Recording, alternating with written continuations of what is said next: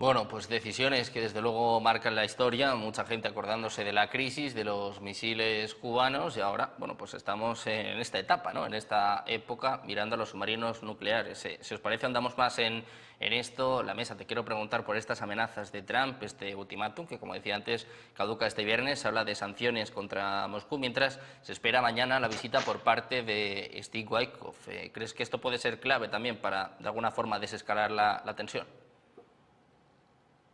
Yo creo que la visita de Witkoff el día de mañana a Moscú es trascendente. Es de lo más importante que vamos a ver en estos días. Ya el Kremlin dio declaraciones muy auspiciosas diciendo textualmente que siempre era muy bien recibido Witkoff en Moscú y que siempre había dado muy buenos resultados estos encuentros, que no se descarta que incluso como en veces anteriores sea recibido por el presidente Putin. Así que ahí es cuando hacemos esa diferenciación entre lo que dice Trump y lo que finalmente sucede. Sabemos que Witkoff es una persona de la más absoluta confianza del republicano.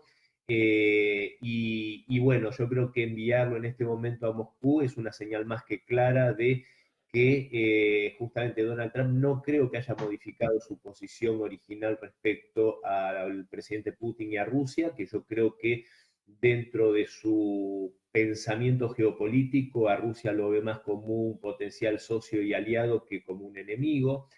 Eh, También yo en varias oportunidades charlando con vos, Sergio, y en otros medios, decía que también las declaraciones de Trump, como para valorarlas, también hay que ver la respuesta del Kremlin, ¿no? Y respecto a esto que hablábamos antes de este cruce con Medvedev, el Kremlin, si no me equivoco, Peskov dijo que, bueno, a ver, hay diferentes opiniones dentro de Rusia, pero que en definitiva la política exterior del país la definía Vladimir Putin, con lo cual, por supuesto, le baja el tono a la escalada de Medvedev, que quienes conocemos a justamente el ex presidente ruso, sabemos que incluso esta escalada es muy moderada para lo que es su estilo.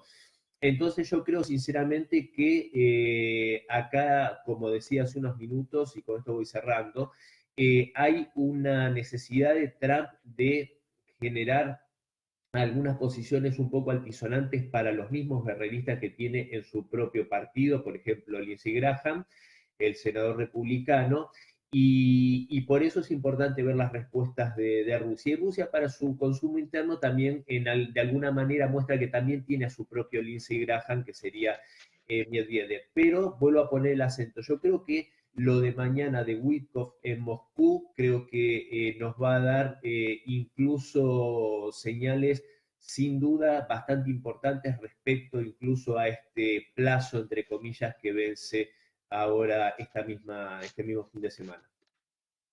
Bueno, pues una cita clave mañana con la llegada de Waitkov a Moscú. Ya veremos si termino, ¿no? En una reunión con Vladimir Putin, que no sería la primera, tampoco ni mucho menos, pero en un momento en el que estamos pendientes, como bien estaba diciendo la mesa, tanto de Medvedev como de Lindsey Graham, ¿no? Fueron un poco los que empezaron esta trifulca en las redes sociales, que también ha terminado en esta partida de póker que estabais comentando antes, ¿no? Teniendo en cuenta que al final Trump y Putin no están discutiendo directamente, sino que hay que decir que el presidente ruso ha rebajado a Trump al nivel de estar discutiendo con un expresidente ruso, o en este caso un vicepresidente del Consejo de Seguridad, ¿no? También da muestras de lo hábil que es en estas circunstancias, en estos momentos de tensión, Vladimir Putin, ¿no? Llama mucho la atención, Cristian.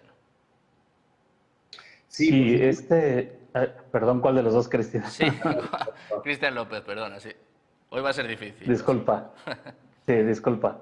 Bueno, efectivamente, pero no olvidemos que todo el tiempo hay comunicación seguramente formal e informal y sobre todo entre las potencias. No se pueden dar el lujo de no tener el teléfono rojo abierto. Entonces seguramente de lo que no sabemos hay muchas llamadas, hay mucha comunicación con interlocutores formales como Witkoff, pero también seguramente hay muchas interlocuciones informales. Y lo que estamos viendo, pues bueno, es parte sí de la retórica, es parte de los posicionamientos, como bien se dijo ya aquí, también para el consumo nacional, para las bases, porque Recordemos que uno de los principios de varios que mencionó Colin Powell, por ejemplo, cuando se va a ir a una guerra, uno de los principales es tener la opinión pública a favor. Entonces también se debe dar un desarrollo a la narrativa nacional, información a las bases y sobre todo mostrar fuerza ante las bases, porque ninguno de los dos presidentes, que son presidentes de testosterona, se puede dar el lujo de mostrarse con cierta debilidad. Sin embargo, yo sospecho, y espero que no sea una esperanza o un anhelo, y espero que sea una realidad en los hechos diplomáticos y en el campo terreno, sospecho que ya tienen el proyecto final, solamente falta ajustar los detalles, las cláusulas, pero sospecho que ya saben cómo va a concluir todo este conflicto. Sin embargo, en el camino hay algunas piedritas, como en su momento fue Boris Johnson y después Starmer y después Merz, Macron, el propio Zelensky, que quieren una tajada de ese pastel llamado Ucrania, pero sospecho, y con esto también concluyo, que el contrato ya está establecido, que los términos ya están acordados y solamente faltan ligeros detalles para ponerse de acuerdo. Bueno, pues veremos qué pasa, qué sucede entre Rusia y Estados Unidos, qué sucede con este ultimátum que caduca el próximo viernes y sobre todo la mirada se está posando en los últimos días, en las últimas horas, en India. Hoy hemos escuchado a Donald Trump en una entrevista con la CNBC hablando de 24 horas para anunciar nuevos aranceles contra India. Les está acusando de comprar petróleo ruso y luego revenderlo más caro y sobre todo, bueno, básicamente está hablando de que están alimentando la maquinaria de guerra de Rusia. Ya hemos visto a Ucrania, por cierto, hablando de que han derribado drones Ajid que tenían componentes indios. Claro, esto, bueno, es una casualidad, ¿no? Cada uno que saque sus conclusiones, pero la mesa, quiero saber cuáles son las tuyas, cómo valoras estas amenazas de Donald Trump y por qué se pone el foco ahora en India, ¿no? Sobre todo se está mirando a países de los BRICS, ya sea India, China, Irán, no parece una casualidad tampoco, ¿no? No, sin duda no es una casualidad, Sergio, porque sabemos que a Donald Trump le incomoda bastante el tema de la política de bloques. Él se siente mucho más cómodo y más seguro negociando de país a país. Y hay algunos estados con los que, por supuesto, que Estados Unidos tiene un desbalance comercial, como puntualmente la India. En este sentido, creo que también toma algunos argumentos como excusas, como para generar una escalada, que también sabemos cómo finalmente estas escaladas terminan bajando, como buen negociador hace una apuesta de máxima, desorbitada, muy descabellada, para después bajar a un punto en el cual tal vez ambas partes se consideran haber ganado, ¿no? En esa negociación, habiendo partido de un punto más cercano a lo que después se plasma en la realidad, dejaría una sensación tal vez no tan confortable. También creo que no todos los países del mundo son Europa o están gobernados por las élites políticas europeas. Y por supuesto que países como India, como China, ven en primer lugar su conveniencia, la conveniencia de sus economías, su seguridad energética y todo lo que esto implica. Lo ilógico es lo que ha hecho Europa, realmente pegándose un tiro en cada pie, resignando la utilización de los buenos y a muy buen precio hidrocarburos rusos, merced a esas sanciones, que hay que recordar que Estados Unidos en muchos aspectos no ha aplicado, como por ejemplo el seguir consumiendo, por citar tan solo un ítem, el combustible nuclear ruso para sus centrales justamente energéticas nucleares. Entonces, por supuesto que países que tengan una vocación o sus élites políticas, vuelvo a reiterar, de un servilismo tan grande y de poner a su economía, a su industria, a sus sociedades en situaciones realmente complejas como ha hecho Europa, no pueden pretender que lo hagan todos los países del mundo. Si a India le resulta ventajoso tener estos tratos comerciales con Rusia, por supuesto que lo va a seguir teniendo. Y respecto a componentes indios en armamento ruso, como vos muy bien decís, a veces parecería que aparecen estas cosas en el momento justo, ¿no? Demasiado justo, un poco sospechoso. Pero bueno, a ver, a Ucrania la han dotado de armamento toda la OTAN, evidentemente no fue lo eficiente que esperaban que fuera, y yo creo que si la industria militar, el complejo militar industrial ruso, se provee de algunos elementos de países que son socios de la Federación Rusa, no veo cuál sería el problema. Repito, cuando a Ucrania la han surtido de todo tipo de material bélico de toda la OTAN. Así que, por supuesto, esto forma parte, claro, de una doble vara de medir, y también, por supuesto, de caer en este juego en el cual Donald Trump utiliza algunas excusas, sin duda, para otras cuestiones que tienen que ver con balance comercial, etcétera.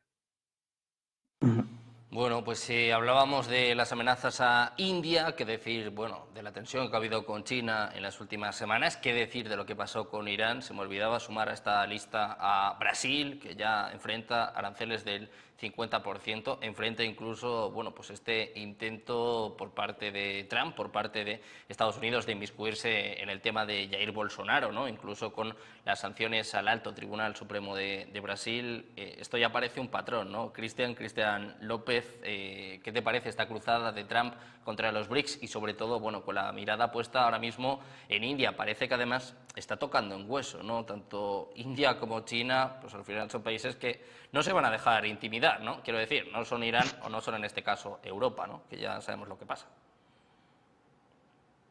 Y aquí todo surge porque el Hindustan Times detecta que los componentes del Shahed 136 hay dos elementos fabricados en la India, un rectificador y un chip.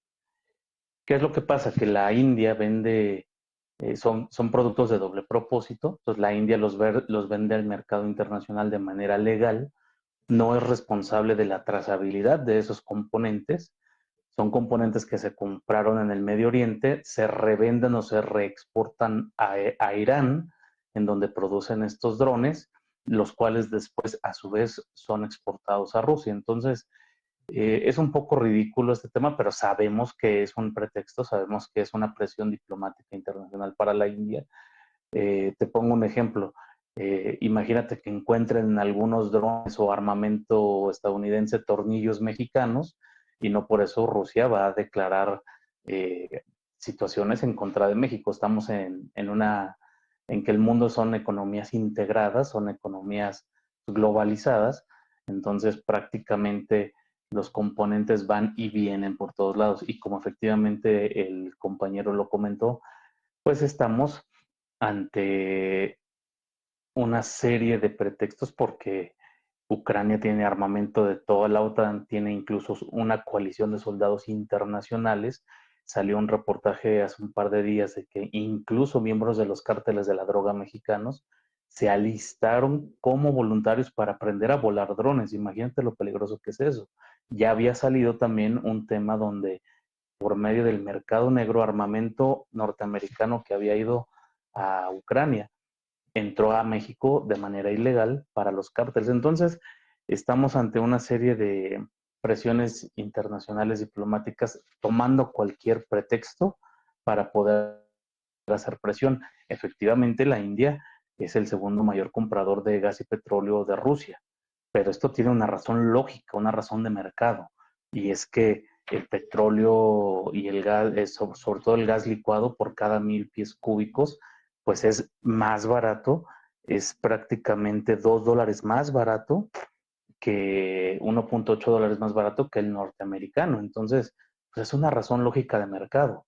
Y aparte, India es un país tan importante en este momento porque puede ser el fiel de la balanza entre que el poder económico y el poder global se cargue totalmente a Eurasia. Ya nada más falta la India en ese bloque y falta a medias porque tiene un pie acá y tiene un pie con acuerdos con Estados Unidos.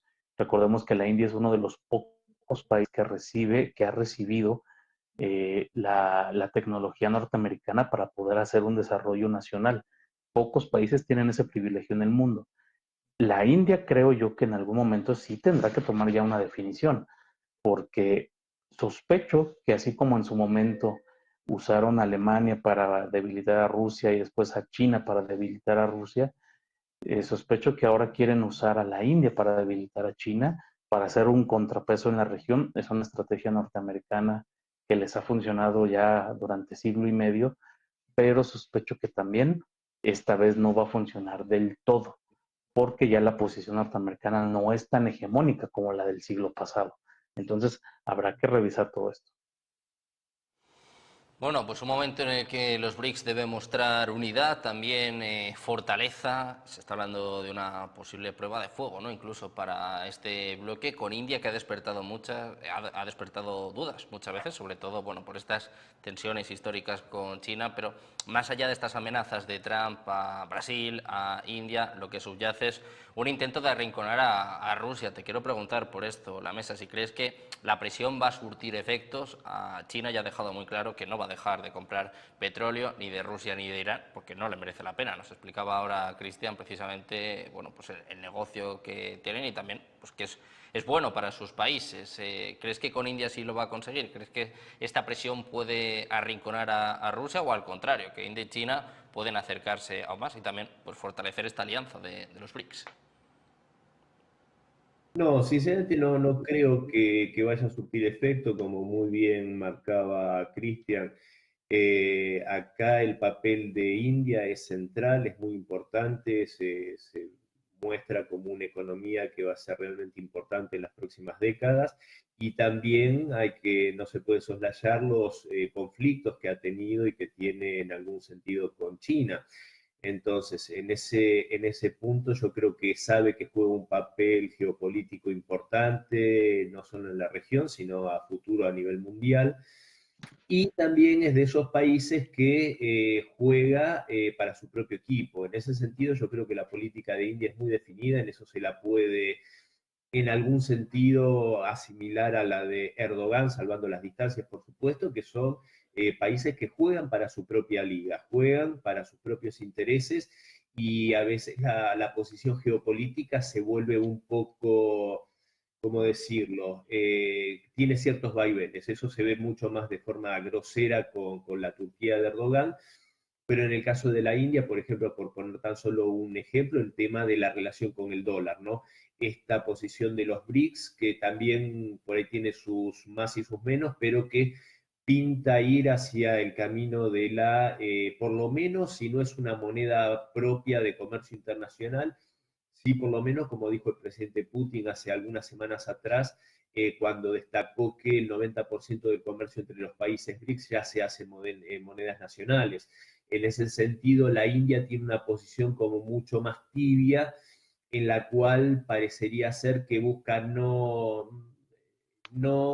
eh, crispar los nervios de Washington, por lo menos en lo que se refiere al dólar, que se sabe que es un elemento muy sensible para los Estados Unidos en general y para la política de Trump en particular, porque sabemos que esas desastrosas medidas respecto a las sanciones unilaterales y todo eso no ha hecho ni más ni menos que quitar la confianza en el dólar, que sin duda, por supuesto, que era muy fuerte como moneda de intercambio mundial, lo sigue siendo, pero con todas estas medidas, incluso recuerdo que hace un par de años el príncipe heredero de Arabia Saudita había marcado lo peligrosa de estas medidas, incluso el incautamiento de esos fondos soberanos rusos para destruir justamente la confianza en el sistema internacional.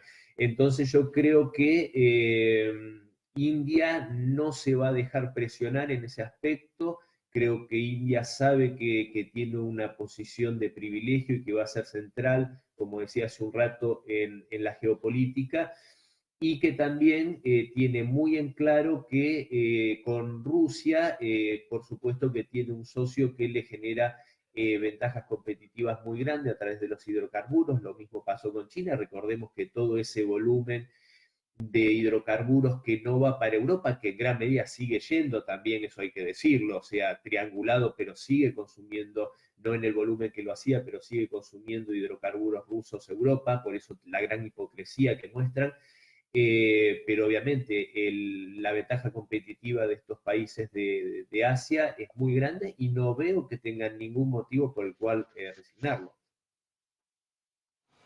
Pues, Cristian, te quiero preguntar a ti lo mismo. ¿Cómo ves este momento histórico, este Mm, momento clave para los BRICS y sobre todo hasta qué punto crees que India o China pueden ceder ante estas presiones de Donald Trump? Me parece que el tema de los BRICS ha avanzado de manera tan sólida que no creo que cedan. Seguramente, como parte de la negociación, como siempre se da, algunas cosas tendrán que ceder, pero serán cosas mínimas, no relevantes, para que no relevantes de tal modo que no les estorbe en su proyecto de integración. Mm, sí creo que estamos en un punto de caída ya de la hegemonía occidental, no solo de Estados Unidos, sino del bloque occidental en general, y que esta tendencia de los BRICS sí la veo sólida. Se han reunido, por ejemplo, Putin y Xi más de 40 veces, es decir, no te reúnes con una persona más de 40 veces si tus intenciones no son serias, si tu proyecto no es sólido y si tus declaraciones de una profunda y duradera amistad no son públicas. Entonces, no creo que cedan cosas trascendentes o relevantes, y creo que van a ceder algunas pequeñas cuestiones que dejen con cierta paz a los Estados Unidos, pero este es un punto incluso peligroso en la historia porque parece que entre más arrinconado esté Occidente, más tentación tendrá de recurrir a lo que decía Clausewitz de que la guerra es una extensión de la política o de la diplomacia. Entonces, sí me parece que son proyectos sólidos. Todas las proyecciones económicas para futuros ya marcan en una hegemonía muy clara a China, pero al cabo de pocos años, máximo en el 40, 50, a la India como el segundo país más económicamente poderoso del mundo, desplazando a Estados Unidos hasta el tercer lugar. Entonces, es un bloque que, aparte hay que decirlo también, en la historia, sobre todo China, China ha sido líder a través de la historia, líder mundial a través de la historia. Este accidente de la historia desde el Imperio Británico y después la hegemonía norteamericana que duró 80 y va a durar máximo 90 años, pues bueno, es un pequeño accidente de la historia a raíz de toda la revolución industrial, pero en realidad quien ha sido líder en el mundo durante muchos años en la historia, siglos, pues ha sido China, y China va a regresar, y Eurasia en general, cuna de la civilización, pues va a regresar a su lugar de origen, que es ir liderando el mundo, ir liderando la economía. Y claro, habrá otro bloque que no significa que van a caer en la pobreza, significa que van a seguir siendo fuertes competidores, que están fuertemente armados, con posiciones navales militares por todo el mundo, pero este bloque de los BRICS, me parece que hasta ahorita, si no rompen la dinámica que tienen, sobre todo la India, porque yo sí veo a China y a Rusia bien integrados, sobre todo la India, si sigue jugando del lado euroasiático, me parece que van a tener mucha fortaleza. Diferente, aquí sí quiero hacer una diferencia y con esto termino. Brasil, si bien está muy bien sostenido por los BRICS, está de este lado del continente, está de este lado del Atlántico.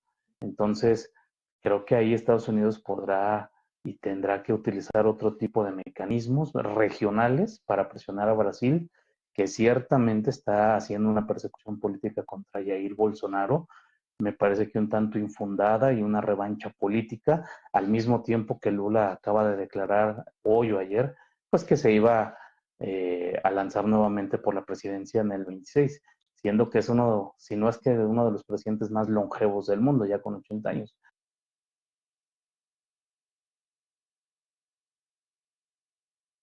Entonces sí hay que ponerle atención a la política regional también, salir del todo bien, ya que y la fuente de estas decisiones sí son revanchas políticas. En cambio, India y están muy sólidos tanto en su integración política como económica.